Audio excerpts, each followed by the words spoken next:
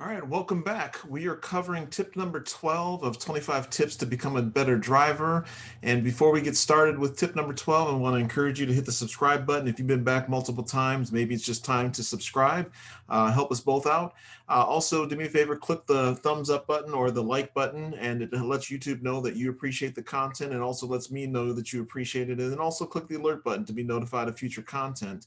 And we're going to start within this 25 tips to become a better driver. We just covered some how to navigate and drive in a roundabout. We're going to cover some tips in terms of how to, be better citizens with your co-citizens, the truck drivers. They do a lot of the commerce hauling around the country here and, deliver all of our goods. And I don't think a lot of people realize how critical they are to our food and commerce supply line. And so we want to help them out, and then also want to just kind of remind you about what it is that they're doing and how we can help them out and who they are and just kind of the loads that they use. So the first one we're going to cover here is tip number 12 here of 25 tips to become a better driver is never tailgate truckers. So you shouldn't tailgate anybody to start with, right? I mean, that's just a common sense thing you should do, and I see a lot of that. And I'm guilty of it sometimes as well myself. I kind of zoom up on people, and I need to give more space. I've been trying to focus on becoming better at giving people 2 or 3 car lengths in. And with that, though, again, a lot of times people just cut in without even using their blinker. We've covered that before, also, because I do give that space between cars so that to afford stopping. But here's what's going to happen with the trucker, right?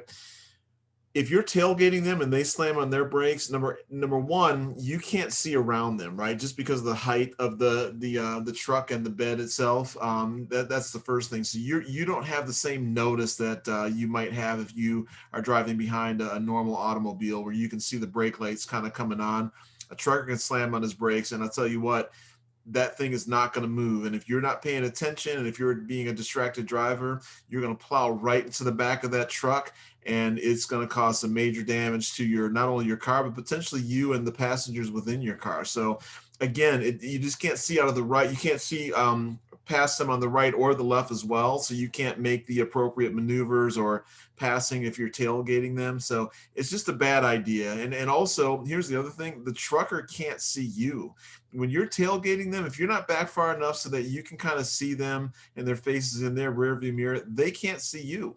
And that's another huge deal for them. You've got to help them out to be courteous truckers by you being a courteous driver.